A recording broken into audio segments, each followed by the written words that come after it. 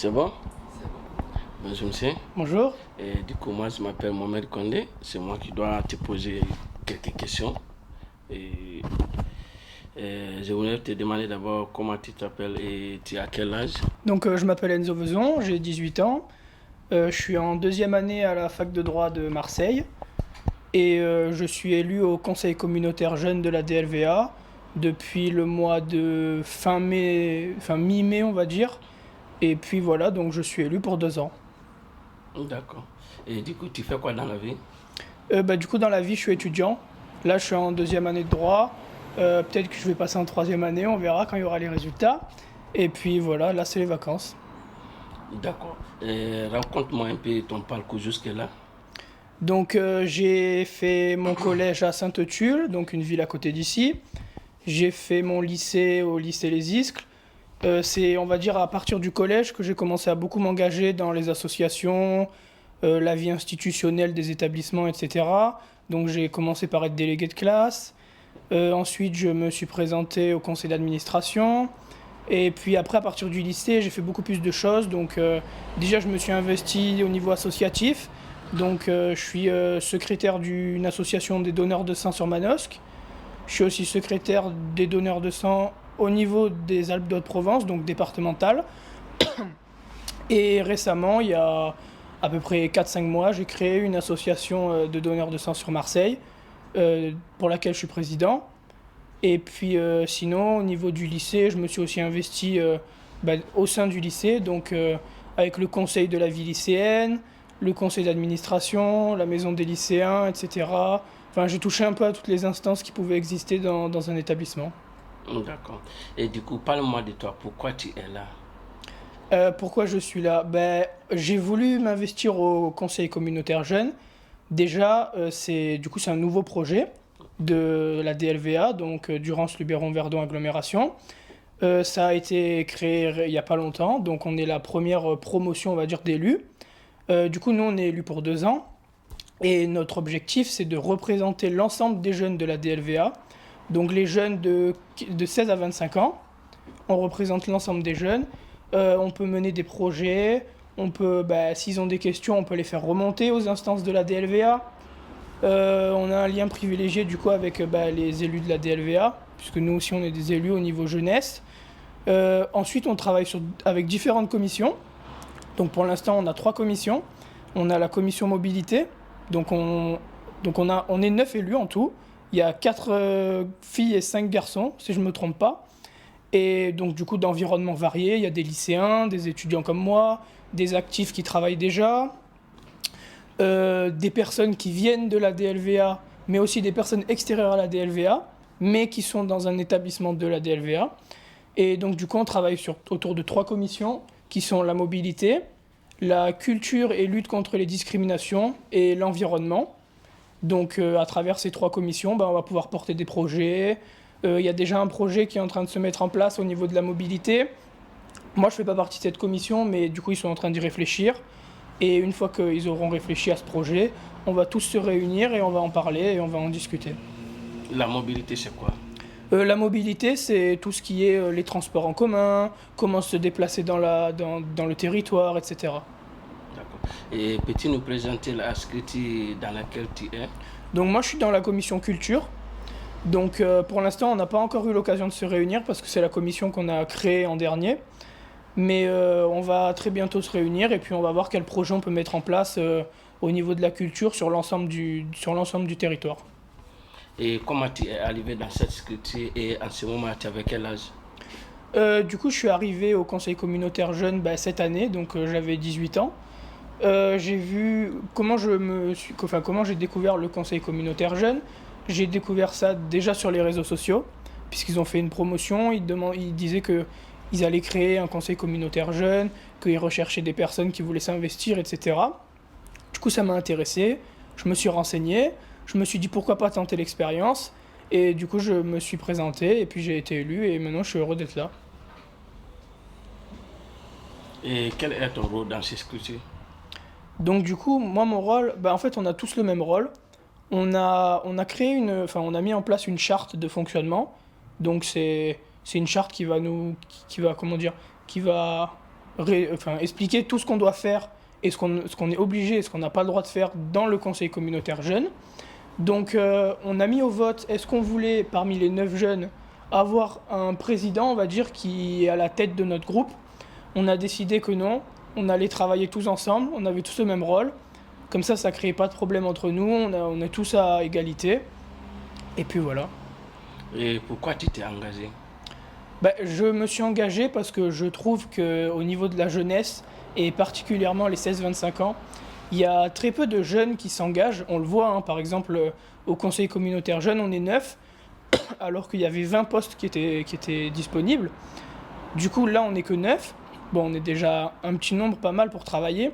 Mais je trouve qu'il n'y a pas assez de jeunes qui s'engagent, que ce soit même au sein de la DLVA ou même au sein de la France, ou de jeunes qui s'intéressent, on va dire, à tout ce qui est citoyenneté, association, etc.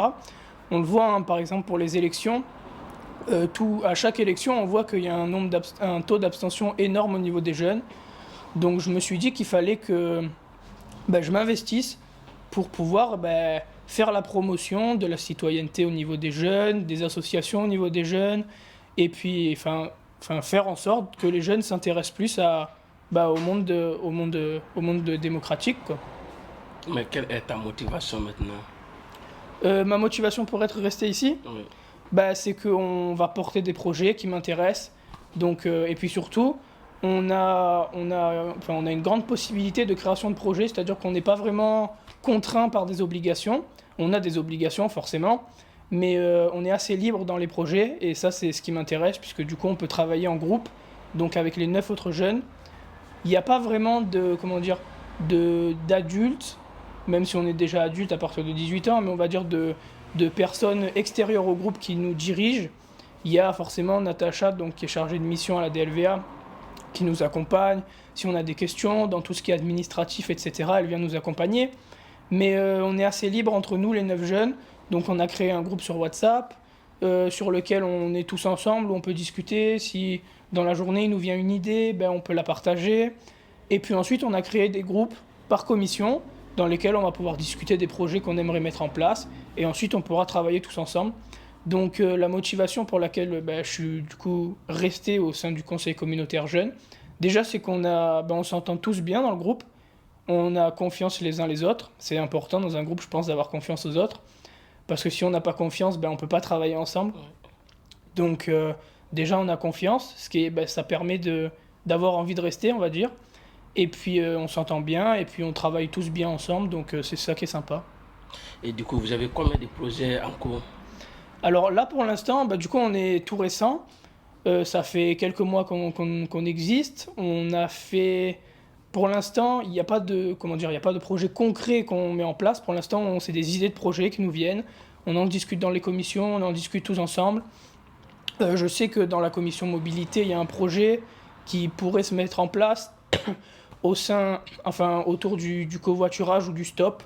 C'est-à-dire quelque chose qui pourrait aider les personnes qui font du stop ou du covoiturage à se sentir en sécurité quand ils voyagent dans le territoire. Donc il me semble que c'est un système qui va permettre que quand la personne part, il y a une notification ou quelque chose comme ça, elle dit qu'elle est partie, et elle dit quand elle est arrivée, ça permet de mettre en sécurité la personne quand elle voyage. Donc déjà il y a ça. Ensuite, au niveau de la commission environnement, je sais qu'ils ont un projet avec le parc régional du Luberon qui va bientôt se faire. Et nous, donc, comme je l'ai dit tout à l'heure, au niveau culture, on est en train de réfléchir à quel projet on pourrait mener. Du coup, nous, c'est la commission culture et lutte contre les discriminations. Donc, on peut avoir des projets culture comme des projets lutte contre les discriminations. Donc, on va se réunir bientôt pour en discuter. D'accord. Mais du coup, c'est quoi la DLVA? Alors la DLVA, c'est donc Durance Luberon Verdon Agglomération. C'est un établissement public de coopération intercommunale, je crois que ça s'appelle, un EPCI. Donc c'est une communauté de communes qui regroupe, il me semble, 25 ou 26 communes au sein du territoire. 25 communes au sein du territoire. Donc après, donc dans les communes, il y a des attributions qui leur sont propres. Et la DLVA a des attributions qui lui sont propres et qui peut qui rejoint les 25 communes. Donc elle a des attributions au niveau de la jeunesse, au niveau de la mobilité, les transports dans les 25 communes, c'est la DLVA qui s'en occupe. Donc quand vous voyez, il y a écrit Transaglo sur les bus, c'est le nom de la DLVA, enfin c'est l'organisme de transport de la DLVA qui s'en charge. Et puis voilà, il y a certaines compétences qui sont propres à la DLVA et qui permettent qu'il y ait une cohésion entre les 25 communes du territoire. Est-ce que du coup, ton engagement dans cette structure a commencé à changer un peu quelque chose dans ta vie? Oui, déjà j'ai fait de nouvelles rencontres. Donc déjà au sein des jeunes, j'ai rencontré 8 nouveaux jeunes qui sont autant investis que moi. Mais j'ai aussi pu rencontrer des personnalités politiques, on va dire, que je connaissais pas avant. Par exemple, les élus de la DLVA, j'en connaissais, mais forcément je les connaissais pas tous. J'ai pu rencontrer le président de la DLVA, des élus aussi de la municipalité. Quand on a fait notre première assemblée générale, notre première assemblée plénière, il y avait des élus de la ville de Manosque qui étaient là. On a pu échanger, discuter. La conseillère communautaire déléguée à la jeunesse, on a pas mal d'échanges avec elle, puisque du coup on la voit assez souvent. Et puis oui, ça m'a permis de faire de nouvelles rencontres, et puis aussi d'acquérir de nouvelles compétences, on va dire, capacités. Par exemple, travailler en commission, j'ai jamais fait ça avant. Mener des projets tous ensemble, ensuite en discuter, les voter, etc. Ça m'a permis d'apprendre tout ça. Mais qui est le président de la DLVA? Alors pour l'instant, le président de la DLVA, jusqu'à mardi, c'était Jean-Christophe Petrini. Il a démissionné pour cause de santé. Et je n'ai pas encore pu voir qui c'est le nouveau président. Mais du coup, voilà. Et nous, donc, comme j'ai dit, au sein de notre groupe, conseil communautaire. Donc, conseil communautaire, c'est les élus qui sont élus par l'ensemble du territoire. Et conseil communautaire jeune, du coup, c'est nous, les 9 jeunes. On est élus aussi par l'ensemble du territoire, mais que par les jeunes de 16-25 ans de ce territoire. Donc, les jeunes qu'on représente. Et du coup, nous, dans notre groupe, on n'a pas de président, on travaille tous à égalité. Mais voudrais-tu faire la DLVA comme ton métier? Alors, la DLVA, on va dire, c'est, la fonction d'élu, c'est pas vraiment un métier, puisque déjà, on n'est pas rémunéré pour faire ça. Enfin, nous, en tout cas, en tant que conseil communautaire jeune, on n'est pas rémunéré. Mais surtout, en dehors de ça, la plupart des élus de la DLVA font un métier à côté. Donc, on va dire que c'est pas... ça peut compter comme un métier, puisqu'on donne beaucoup de temps à ça, on s'investit. Ça nous prend du temps forcément pour travailler sur les projets, discuter, faire des réunions. Mais je considère pas ça comme un métier. Je considère plutôt ça comme, je pourrais dire ça comme une passion ou une activité. Enfin, on fait ça à côté. Par exemple, moi, je fais ça à côté de mes études. Ça me prend du temps forcément, mais j'arrive à faire la part des choses entre les études et le conseil communautaire jeune. Et du coup, en quelle année la DLVA a été créée? Alors, ça c'est une bonne question. La DLVA a été créée... Alors, je suis vraiment pas sûr, mais je crois que c'est autour des années 2010. En 2013. 2013, ouais. Puisque j'ai vu qu'il y avait eu des compétences spéciales en 2014. Et du coup, c'est quoi la discrimination, selon toi? Selon moi, la discrimination, c'est quand, par exemple, il y a plusieurs personnes au sein d'un groupe, et qu'il y a une personne qui est mise à l'écart, je sais pas moi, parce que sa couleur de peau est différente, parce qu'elle n'est pas du même sexe que nous, parce qu'elle n'a pas les mêmes idées que nous. Pour moi, la discrimination, c'est quand on met quelqu'un à l'écart, ou à l'inverse, qu'on prend quelqu'un à partie pour l'attaquer sur, par exemple, ses idées, parce qu'il n'est pas comme nous, parce que il pense pas comme nous, parce que, voilà, c'est quand on met quelqu'un à l'écart ou quand on prend quelqu'un à partie, parce que pour nous, il fait pas partie de notre groupe et il est pas comme nous. Et peux-tu me donner les différents types de la discrimination? Pour moi, il y a déjà la discrimination raciale, donc c'est quand on estime que parce que cette personne n'est pas de la même couleur que nous, elle n'est pas de la même race que nous. Ensuite, il y a la discrimination, il peut y avoir de la discrimination sexuelle aussi, parce que cette personne a décidé d'être de tel ou tel sexe et qu'on n'est pas d'accord. Du coup, on va aller l'attaquer, l'harceler, on va faire des menaces contre lui. Enfin, il existe toutes sortes de discriminations. Et bah, à chaque fois, il y a de nouvelles discriminations qui apparaissent parce que le monde y change. Et que dès que quelque chose va changer, on va pouvoir, enfin, forcément, des gens vont pouvoir créer une discrimination par rapport à ça. Donc, il existe de multiples discriminations. Mais du coup, je voulais te demander quelle est la discrimination qui est fondée sur l'âge, c'est quoi? Qui est fondée L'âge, sur l'âge. oui. Alors, je sais pas s'il y a un nom sur cette discrimination. Mais oui, c'est vrai que bah, forcément, il existe des discriminations par rapport à l'âge. Mais enfin, ça peut être la discrimination par rapport à l'âge, ça peut être sur de multiples choses. Par exemple, on attaque quelqu'un parce qu'il est trop jeune, parce qu'il est trop vieux, parce que, je sais pas moi, parce que son physique ressemble pas à son âge, du coup on peut l'attaquer, ce genre de choses. Mais je sais pas s'il y a un nom qui existe sur ce type de discrimination.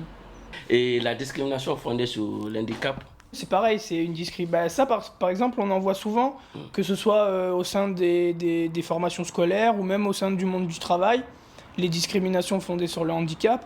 Une personne, par exemple, qui est en fauteuil roulant, si on met une personne en fauteuil roulant qui a des capacités, par exemple, je sais pas, qui veut devenir ingénieur, elle a tous les diplômes. Une autre personne qui a les mêmes diplômes que elle, mais qui n'a pas de handicap ou qui n'est pas en fauteuil roulant, eh ben, on voit très généralement que la personne qui n'a pas de handicap va plus facilement être prise dans ce métier plutôt que la personne avec un handicap, bah, parce que ça peut être pour multiples raisons, soit parce qu'ils ne veulent pas embaucher cette personne, ou alors parce que dans la structure où ils travaillent c'est trop compliqué de l'accueillir, etc. Et ça, je trouve que bah, déjà c'est pas normal de faire une discrimination parce qu'une personne a un handicap. Et je pense qu'il ne faudrait pas faire attention au handicap quand on embauche quelqu'un, mais voir bah, les capacités qu'il a, les compétences, parce qu'il peut y avoir une personne avec un handicap qui a de meilleures compétences qu'une autre, mais qui n'est pas prise parce que forcément elle a un handicap.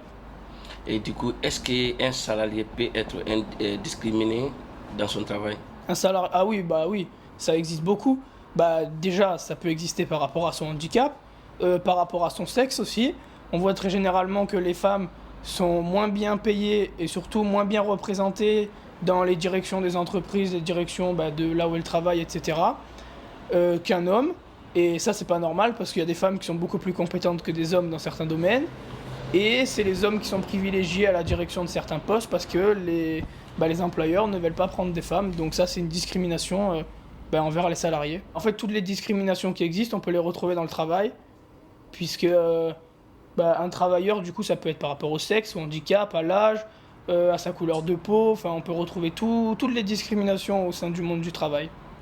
Et du coup, comment peut-on combattre ces discriminations, selon toi? Après, je pense qu'il faut combattre chaque discrimination différemment. Pour combattre les discriminations, je pense que déjà, faut sensibiliser les gens face à ces discriminations. Déjà, il faut expliquer aux gens qu'est-ce que c'est la discrimination, parce qu'il y a beaucoup de gens qui ne savent pas ce que c'est la discrimination. Ils entendent discrimination partout, à la télé, dans les médias, etc. Mais ils ne savent pas ce que c'est la discrimination. Par exemple, du coup, la discrimination par rapport au handicap, il y en a beaucoup qui savent que les personnes en situation de handicap sont moins bien représentées dans le monde du travail, etc., que d'autres personnes, mais ne savent pas que c'est de la discrimination ou que ça peut se combattre, etc. Donc je pense que la première chose à faire pour combattre les discriminations, c'est de la sensibilisation auprès de l'ensemble des personnes, et notamment auprès des jeunes, puisque on va dire que c'est les jeunes qui sont le plus touchés déjà par rapport aux réseaux sociaux, aux choses comme ça. Ils entendent souvent parler des discriminations, du harcèlement aussi, etc., à travers les réseaux sociaux, mais il y en a beaucoup qui ne savent pas ce que c'est. Du coup, je pense que le plus important, c'est de sensibiliser la population à ça. Et quel est le rôle du conseil communautaire? Du coup, nous, notre rôle, c'est de représenter l'ensemble des jeunes du territoire qui ont entre 16 et 25 ans. Donc, les représenter déjà de différentes façons. Déjà, on va mettre en place et porter des projets pour eux, pour les accompagner. Donc, par rapport pour avoir un meilleur accès à la culture, ce genre de choses. Tout ça, on va le faire pour eux. Donc, déjà, on fait des projets pour eux. Ensuite, on les représente aussi au niveau des instances de la DLVA. Donc, au niveau du bureau de la DLVA, de l'assemblée plénière de la DLVA. C'est-à-dire que n'importe quel jeune du territoire qui a quelque chose à faire remonter ou des questions à poser et qui n'est pas entendu directement par la DLVA, peut venir nous en faire part à nous. Nous, on va en discuter, et si on peut lui apporter notre aide, on le fait directement, ou sinon, on va faire remonter les informations plus haut, et les informations, du coup, ça permettra de faire le lien entre les personnes et les instances de la DLVA qui en ont besoin. Et quel est le rôle du président dans la DLVA? Alors, le président de la DLVA, on va dire qu'il n'a pas un rôle supplémentaire aux autres personnes de la DLVA, c'est juste qu'il est responsable de la DLVA, c'est-à-dire que si jamais il y a un problème, que quelqu'un porte plainte contre la DLVA, ce genre de choses, c'est lui qui va être mis en cause, on va dire, puisque c'est comme de partout dans une association, ce genre de choses. Quand il y a un problème avec une association ou une instance, etc., et qu'il y a une plainte qui est déposée, on ne peut pas déposer la plainte contre l'instance directement. Du coup, on dépose la plainte contre une personne physique, qui est le président de la DLVA en l'occurrence. Et il n'a pas que ça comme rôle. Si par exemple, il y a un élu qui ne peut pas aller à une réunion ou quelque chose comme ça, il peut aller le représenter, et inversement, etc. Donc il est là pour représenter la DLVA dans l'ensemble du territoire. Mais du coup, selon ta réponse là, le président n'a pas d'ordre. D'ordre. Oui. Si, forcément, déjà, il peut donner des consignes aux élus, c'est-à-dire, par exemple, je sais pas moi, il faut travailler sur un projet important concernant la mobilité ou la jeunesse, il peut aller voir l'élu qui s'occupe de ça et lui dire il faudrait travailler sur tel ou tel projet. C'est-à-dire que le président de la DLVA, c'est comme dans une mairie ou quoi, il a toutes les compétences de la DLVA, et ensuite elles sont repartagées au sein des différents élus. Mais lui, il peut participer à chacune des compétences qu'a chaque élu. Et du coup, donner, pas des ordres, mais on va dire des indications ou des consignes à l'ensemble des élus ou même des agents de la DLVA pour faire quelque chose qui est important ou juste pour donner des conseils ou ce genre de choses. Mais la DLVA, service culturel, c'est quoi? Le service culturel, oui. Alors, donc, dans la DLVA, il y a énormément de services. Il y a un service jeunesse qui s'occupe de la jeunesse, le service mobilité qui s'occupe des transports, etc. Et donc le service culturel, c'est un service qui regroupe l'ensemble des acteurs de la culture du territoire de la DLVA, que ce soit au sein des MJC, donc Maison des Jeunes et de la Culture, par exemple, je sais pas moi, s'il y a des musées, ce genre de choses, c'est au sein de la DLVA, dans le service culturel, qui vont porter des projets. Par exemple, s'il y a une exposition, ils vont faire la promotion de cette exposition. Du coup, dans les maisons des jeunes et de la culture, quand il y a tout ce qui touche à la culture, c'est la DLVA qui va s'en occuper, etc. Donc voilà, la DLVA, elle est, on va dire, elle a un rôle important dans la culture du territoire. D'accord. Mais qui est le conseil municipal de Manosque? Le conseil municipal de Manosque? Oui. Alors, à Manosque, du coup, il y a un conseil municipal qui est composé de 35 élus. Avec à sa tête, du coup, il y a le maire de Manosque, le conseil municipal de la ville. Du coup, c'est différent du conseil communautaire, parce que le conseil municipal, il y en a un dans chaque ville, qui sont élus par l'ensemble des citoyens de la ville, alors que le conseil communautaire, déjà, il n'en existe pas dans toute la France, des conseils communautaires. Oui. Il n'y en a pas beaucoup. Alors que du coup, des conseils municipaux, il y en a un dans chaque ville. Et donc le conseil municipal ne concerne que la ville, alors que pour la DLVA, le conseil communautaire, il concerne les 25 communes de la DLVA. Il est représenté par des élus des 25 communes de la DLVA. Et il peut agir dans les 25 communes de la DLVA, alors que le conseil municipal ne peut agir que dans sa ville. D'accord. Et quelles sanctions pour la discrimination d'une entreprise? Les sanctions pour la discrimination d'une entreprise? Oui. Alors là, c'est une très bonne question. J'ai vu ça en droit des entreprises il n'y a pas longtemps, sauf que je ne me rappelle plus. Pourquoi? Je sais pas. Là, je suis en vacances, les cours de droit, ils sont partis de ma tête. C'est pas grave. Mais quelle est la protection contre la discrimination? La protection légale ou la protection qui pourrait être mise en place? Oui, la protection qui doit être mise en place pour la discrimination. Déjà, comme je l'ai dit tout à l'heure, avant de mettre en place une protection, je pense qu'il faut mettre en place une sensibilisation. puisque on peut pas protéger quelque chose si déjà les gens ne sont pas au courant de ce qu'il faut protéger. Donc il faut d'abord sensibiliser les gens. C'est comme par exemple, je sais pas, je prends un exemple au pif, les feux de forêt. On peut pas faire de la protection des feux de forêt. Les pifs, quoi, là. Ouais, un exemple au pif, c'est un exemple qui me vient comme ça dans la tête. Au hasard, voilà, au hasard. D'accord. Ouais, au pif, ça veut dire au nez, quoi. Ouais, du coup, je sais pas, par exemple, si je prends l'exemple pour les feux de forêt l'été, on entend souvent, ouais, il faut faire attention pour les feux de forêt, faut protéger nos massifs montagneux, etc., etc. Mais je pense qu'avant de faire tout ça, déjà, c'est ce qui se fait, faut faire de la sensibilisation, c'est-à-dire expliquer que si on va jeter son mégot par la fenêtre, ça va faire brûler les feuilles, blablabla, ça va créer des incendies, etc. Et je pense que pour tout ce qui est discrimination, etc., c'est pareil.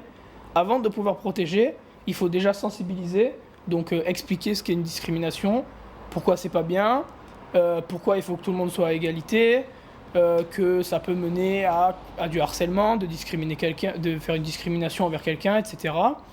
Et donc, une fois que la sensibilisation elle est faite, je pense qu'on peut protéger en mettant en place, par exemple, on va dire des cellules d'aide.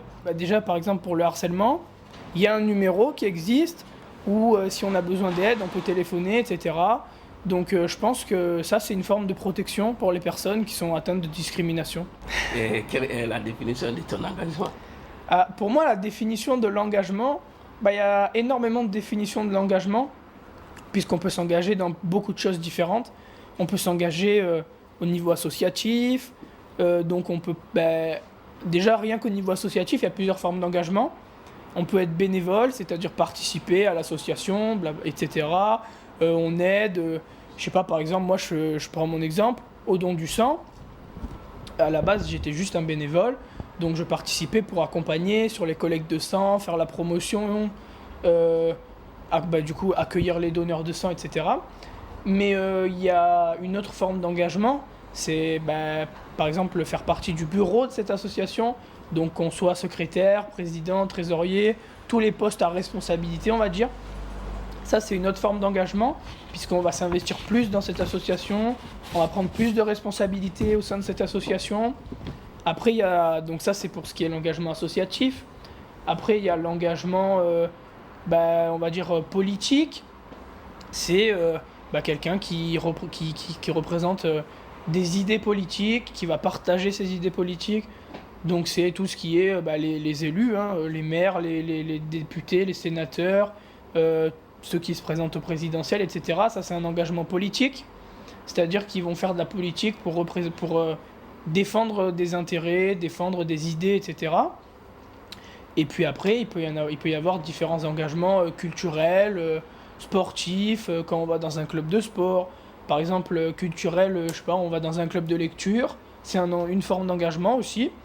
Pour moi, l'engagement, je pense que l'engagement, à partir du moment où on donne du temps pour faire quelque chose, c'est un engagement.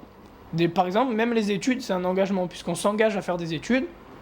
Donc on va donner du temps pour faire des études, pour réviser, pour travailler, pour à la fin obtenir un diplôme ou quelque chose comme ça. Donc ça, c'est un engagement avec une contrepartie, puisqu'on va récolter, on va être récompensé par un diplôme. Mais il y a des engagements qui n'attendent rien en retour. Par exemple, l'engagement associatif. Normalement, quand on s'engage dans une association, on n'a pas comme comme but, d'aller dans cette association pour en tirer avantage ou parce que je suis président de telle ou telle association, du coup je vais pouvoir faire telle ou telle chose dans ma vie. Ça, c'est des conséquences de cet engagement. Mais à la base, un engagement, c'est juste quand on donne du temps pour une cause qui est importante pour nous. D'accord. Et quel conseil peux-tu donner quand quelqu'un veut rentrer dans votre société? Quel est ton Dans le conseil communautaire jeune? Oui. Alors, du coup, là, il va y avoir des prochaines élections dans 2 ans, puisqu'on est élu tous les 2 ans. Moi, si j'ai un conseil à donner, déjà, c'est de ne pas avoir peur, puisque je pense, et ça, j'en suis même sûr, ça, c'est de partout dans le monde, surtout au niveau des jeunes, il y a beaucoup de jeunes qui ont peur de s'engager, parce qu'ils ont peur des remarques, que les personnes qui sont déjà engagées ou qui ont de l'expérience puissent leur faire des réflexions, parce qu'ils ne s'engagent pas bien, que oui, c'est pas comme ça qu'il faut faire, etc. Et je pense que ça, déjà, c'est quelque chose qu'on découvre auprès des jeunes, beaucoup par rapport aux réseaux sociaux, puisque sur les réseaux sociaux, dès que quelque chose se passe dans l'actualité, il y a tout le monde qui va en parler. Et même si c'est un petit truc, par exemple une personne qui s'engage et qui va faire quelque chose pas bien, il suffit qu'il y ait une personne qui en parle, après ça va en parler, ça va en parler. Du coup, ça va décourager les autres jeunes à s'engager. Moi, je pense que la première chose à faire, c'est de pas porter attention à ce qui se passe autour. Si on veut s'engager parce que la cause nous est chère, on y va. Et puis, on verra bien comment ça se passe, mais ça devrait pas se passer mal. Par exemple, au conseil communautaire jeune, au début, je me suis dit, oui, est-ce que je vais m'engager? Est-ce que je vais bien m'entendre avec les autres? Est-ce qu'on va faire des projets concluants, etc. Est-ce que vraiment on va servir à quelque chose? Du coup, je me suis dit, bon, on va tenter, c'est 2 ans. Si ça me plaît pas, dans 2 ans, voilà, c'est terminé, etc. Du coup, je me suis présenté, et puis au final, avec les 9, on s'entend très bien, on travaille, on porte des projets, on a des bonnes relations avec la DLVA, etc. Donc je pense que le premier conseil à donner, c'est de ne pas avoir peur et de s'engager. Mais quel est l'avantage de la DVA? Alors, l'avantage pour nous en tant que conseil communautaire jeune ou l'avantage pour un citoyen? Non, selon vous. Alors, pour moi, je pense que déjà le gros avantage de la DLVA, c'est qu'il y a beaucoup de compétences qui appartiennent à la DLVA. Donc, par exemple, les commissions sur lesquelles on travaille, que ce soit la culture, l'environnement ou la mobilité, c'est des compétences qui appartiennent à la DLVA. Et je pense que c'est plus intéressant de participer à un conseil communautaire au sein de la DLVA qu'à un conseil communautaire, un conseil municipal dans une commune par exemple. Enfin, surtout à notre échelle en tant qu'adolescent et jeune adulte, puisque grâce à la DLVA, on peut toucher à beaucoup plus de jeunes. Du coup, on touche à tous les jeunes des 25 communes, ce qui fait beaucoup plus de jeunes que dans une seule commune. Donc, on peut sensibiliser tous ces jeunes dans les 25 communes, parler avec tous ces jeunes, porter leurs projets auprès des 25 communes de ce territoire. Donc, je pense que ça, c'est un gros point fort de la DLVA. C'est que, du coup, on peut agir à un niveau beaucoup plus important que si on était dans un conseil municipal ou dans une association municipale, etc. Mais quels sont les projets de la DVA de Manos? La DLVA, elle a des projets qui ne sont pas que sur Manosque, elle a des projets du coup dans les 25 communes. Mais oui, le siège social, on va dire, de la DLVA, il est à Manosque.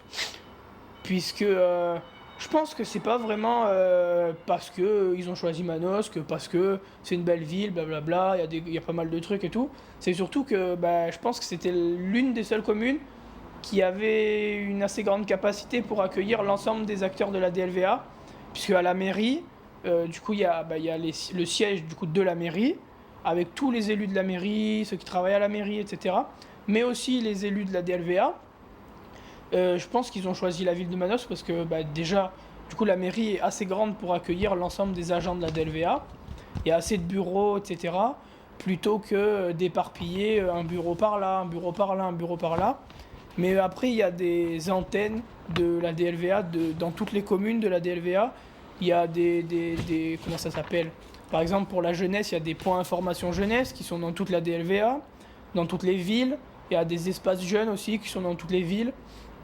Après, souvent, quand on parle de la DLVA, moi aussi, j'entends souvent dire « Oui, la DLVA, c'est à Manosque, blablabla. » La DLVA, elle n'est pas à Manosque, elle est partout. Du coup, dans les 25 communes. C'est juste que dans la ville de Manosque, vu qu'on va dire que la ville de Manosque est beaucoup attractive, du coup forcément on entend plus parler de la DLVA à Manosque. Mais la DLVA, elle est de partout dans Manosque. Par exemple, les assemblées plénières du conseil communautaire se font en grande partie à Gréoux-les-Bains, à la salle de l'Étoile. Donc ça se fait. La DLVA n'est pas que dans Manosque. Et du coup, quelle est la communauté d'agglomération de Manos? Alors, dans la ville de Manosque, il n'y a pas de communauté d'agglomération, puisque du coup, Manosque est une agglomération. Du coup, la communauté d'agglomération, c'est la DLVA. Il y en a partout, il y en a plusieurs en France, des communautés d'agglomération. Une communauté d'agglomération, c'est un regroupement de plusieurs agglomérations, donc de plusieurs communes, qui sont plus ou moins proches. et qui vont partager des intérêts communs, donc avec par exemple je sais pas, la culture dans ces communes, etc. Mais comment candidater au conseil communautaire? Pour candidater au conseil communautaire jeune, donc vu que nous on était la première édition, on va dire, bah du coup c'était on en a entendu parler soit par les réseaux sociaux, soit par on en a entendu parler au bouche à oreille, etc., ou dans la presse. Du coup, pour candidater, il fallait envoyer une lettre de motivation, du coup pourquoi, et une profession de foi, donc pourquoi on veut faire ça, qu'est-ce que c'est notre intérêt, etc. Du coup on envoyait ça par mail ou sur le site de la DLVA. Ensuite, les professions de foi étaient affichées sur le site de la DLVA. Et après, les jeunes pouvaient voter pendant une semaine, je crois. Ils pouvaient voter et à la fin de la semaine, il y a les résultats et on pouvait savoir qui était élu, qui n'était pas élu. Du coup, tout le monde a été élu puisqu'on était 9. Mais donc voilà, donc on fait une profession de foi et on dit pourquoi on veut faire ça, qu'est-ce qui nous intéresse. Et ensuite, il y a des élections. J'ai mis que je voulais déjà, comme j'ai expliqué tout à l'heure, représenter les jeunes, sensibiliser les jeunes, puisqu'il n'y a pas beaucoup de jeunes qui s'intéressent à la citoyenneté, etc. Qu'est-ce que j'ai mis encore? Que j'avais bien envie de porter des projets pour la jeunesse, etc. Et puis je crois que j'ai mis ça. Et du coup, le conseil communautaire, c'est quoi? Le conseil communautaire ou le conseil communautaire jeune? Le conseil communautaire jeune. Du coup, le conseil communautaire jeune, c'est nous, donc les 9 élus. Et donc, Par définition, je vais parler. La définition du conseil communautaire jeune? Oui. Je sais pas vraiment si on a mis une définition exacte de ce qu'est le conseil communautaire jeune. Mais du coup, comme j'ai dit tout à l'heure, on a fait une charte de fonctionnement dans laquelle on explique quels sont nos rôles, nos devoirs, nos droits. Mais s'il fallait donner une définition du conseil communautaire jeune, je pense que c'est une assemblée de jeunes qui participent à la vie citoyenne dans l'agglomération pour les jeunes et par les jeunes. Mais la commission culturelle, c'est quoi? Oui, non, par exemple, dans la culture, je pense que il faut sensibiliser les jeunes à la culture parce que, par exemple, je sais pas, je prends le cas de Manos, la maison des jeunes et de la culture. Moi, ça fait longtemps que je la connais puisque j'habite à Manos depuis que je suis né.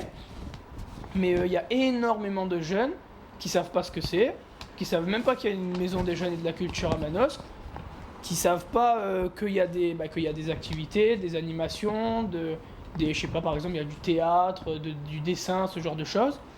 Donc je pense que si on pourrait mener un projet, c'est un petit projet, ça serait déjà faire de la sensibilisation à la culture, pousser les jeunes à la culture aussi, puisqu'il y a beaucoup de jeunes qui voudraient bien, je sais pas, faire du théâtre, découvrir la culture, mais qui n'osent pas y aller, qui n'osent pas rentrer dans les maisons des jeunes et de la culture, qui du coup ils passent devant sans s'arrêter pour rentrer, etc. Donc je pense qu'il faut donner envie aux jeunes d'aller vers la culture, de découvrir la culture et par exemple de découvrir la culture de notre territoire. Et quel est ton futur dans la DLVA? Mon futur dans la DLVA? Oui. Déjà là pour l'instant je suis engagé pendant 2 ans, donc on va mener des projets, etc. Et puis on verra où l'avenir nous mène. Hein. Mais toi, ta décision, c'est quoi? Moi, pour l'instant, déjà, là, j'ai mes études en parallèle du conseil communautaire jeune. Donc, je verrai comment ça avance avec mes études. Peut-être que je vais devoir bouger à cause de mes études ou ce genre de choses. Donc, si je reste ici, je continuerai à m'engager si je peux, et puis si je suis élu. Et puis, sinon, je trouverai toujours une autre forme d'engagement. Hein. Mais quelle est l'énergie qui t'a poussé vers la DLVA? Ah, qu'est-ce qui m'a donné envie de faire ça? Oui. Du coup, comme j'ai dit tout à l'heure, déjà, c'est... ce qui m'a donné envie de faire ça, c'est déjà pouvoir porter des projets pour les jeunes, par des jeunes. Ça, je trouve que c'est intéressant. Que ce soit des jeunes qui créent des projets pour des jeunes. Mais surtout, que du coup, il y a très peu de jeunes qui s'intéressent à la citoyenneté, à la démocratie en général. Hein. On le voit, la représentation des jeunes dans les votes, dans ce genre de choses, c'est très très très faible. Donc je pense que la raison principale, on va dire, qui m'a poussé à m'engager, c'est de essayer de faire changer les choses pour... Quoi? Ça veut dire quoi? Justement, faire changer les choses pour que les jeunes aient envie de s'investir. Et je pense que la meilleure chose pour que les jeunes aient envie de s'investir, c'est pas que ce soit je veux pas dire des personnes plus vieilles, mais que ce soit des anciens ou des élus depuis plus longtemps, quoi, qui en parlent aux jeunes. Je pense que la meilleure chose, c'est que ce soit des jeunes qui en parlent directement aux jeunes. Enfin, je sais pas, je pense que on a un rapport plus facile, on parle la même langue, entre guillemets, c'est-à-dire qu'on a la même façon de parler avec les jeunes, etc. Et je pense que même moi, en tant que jeune, si c'est un jeune qui vient me parler d'un projet en lien avec la jeunesse, je pense que j'accrocherai beaucoup plus vite que si c'est un moins jeune qui vient m'en parler et qui me le présente, qui me dit oui, tu peux faire ça, alors qu'un jeune qui s'investit déjà, qu'on voit qu'il s'investit, qu'il a envie de s'investir, qu'il a envie de mener des projets et qui vient m'en parler, ça donne beaucoup plus envie d'aller l'accompagner, d'y aller vers lui, etc. Donc je pense que ce qui m'a donné envie de faire ça, c'est du coup de pouvoir être ce jeune qui va aller vers les autres jeunes pour leur en parler, leur dire oui, tu sais, même si tu veux pas te présenter au conseil communautaire jeune, tu peux avoir des idées de projet, nous en parler, etc. Après nous on peut mener ce projet, etc. Donc je pense que c'est la raison principale qui m'a donné envie de faire ça. Mais quelle est la dotation? On a un budget global. Enfin, on n'a pas un budget par commission, on a un budget global que après on peut utiliser du coup pour nos projets, pour tout ce qu'on a besoin de faire, quoi. C'est un budget du coup qui a été voté par le conseil communautaire. Le conseil communautaire. C'est 3 000 euros, je crois. Ouais, c'est ça, 3 000 euros. Du coup, on a 3 000 euros pour porter nos actions, nos projets, enfin, pour tout ce qu'on a besoin de faire. As-tu un conseiller? Hein? As-tu un conseiller? Un conseiller? Oui. Un conseiller pour faire quoi? Dans la DVA. Ah, est-ce qu'on a un conseiller Du coup, il y a la conseillère à la jeunesse qui s'appelle Béatrice Garcia. On échange pas mal avec elle, on se rencontre pour les réunions, etc. Donc, on va dire que c'est la conseillère avec laquelle on a le plus de rapports, puisque c'est du coup la conseillère à la jeunesse. Donc, c'est elle qui s'occupe du conseil communautaire jeune. Donc, si on a des questions, on peut aller la rencontrer. Après, elle vient quand on fait nos assemblées, quand on fait des réunions. Du coup, on peut lui parler. C'est un lien privilégié avec la DLVA. On peut pas mal échanger avec elle et c'est pas mal. Et du coup, ma dernière question, comment on appelle les habitants de Manos? Les Manosquiens et les Manosquines. Moi, j'ai quand même une dernière question, c'est que j'aimerais bien savoir si dans l'avenir, toi, tu veux continuer à t'engager politiquement, en tout cas. Alors, il y a tout le monde qui me pose cette question, même mes parents, et je sais pas du tout. Déjà, je verrai comment avance la société française, hein, puisque en 1 ou 2 ans, ça peut énormément évoluer. Donc, pour l'instant, m'engager peut-être à un petit niveau, pas à un gros niveau, pas à un niveau national ou je sais pas, voilà. Pour moi, le conseil communautaire jeune, c'est pas politique. C'est-à-dire que on mène pas nos projets pour un certain but ou pour un certain but politique. Pour moi, je pense qu'on mène nos projets juste pour représenter les jeunes et puis sans arrière-pensée politique ou quoi. Et je pense que c'est ça le plus important.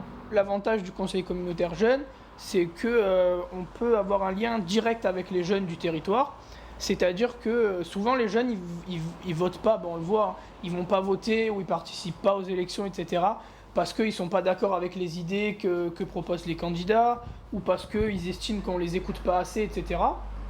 Donc je pense que si ils ont un lien direct avec d'autres jeunes qui peuvent faire remonter ce qu'ils veulent nous dire, etc., ça peut leur donner plus envie de s'intéresser déjà à la vie citoyenne, à la vie politique, etc. Et ça peut du coup leur donner envie, peut-être pour les prochaines élections, ils se disent « Ah, là on m'a écouté, peut-être que si je vote, la personne pour qui je vais voter va avoir les mêmes idées, ça va m'écouter, etc. » Alors que s'il n'y avait pas, je pense que s'il n'y avait pas les jeunes qui pouvaient directement les écouter, ils se diraient oui, là j'ai proposé quelque chose, on m'a pas écouté, on m'écoute pas, donc ça sert à rien que j'aille voter puisque ça changera rien à ce que je pense, etc. Donc oui, je pense que on peut, à une petite échelle forcément, hein, mais sensibiliser quelques jeunes pour qu'ils s'investissent et qu'ils aillent voter.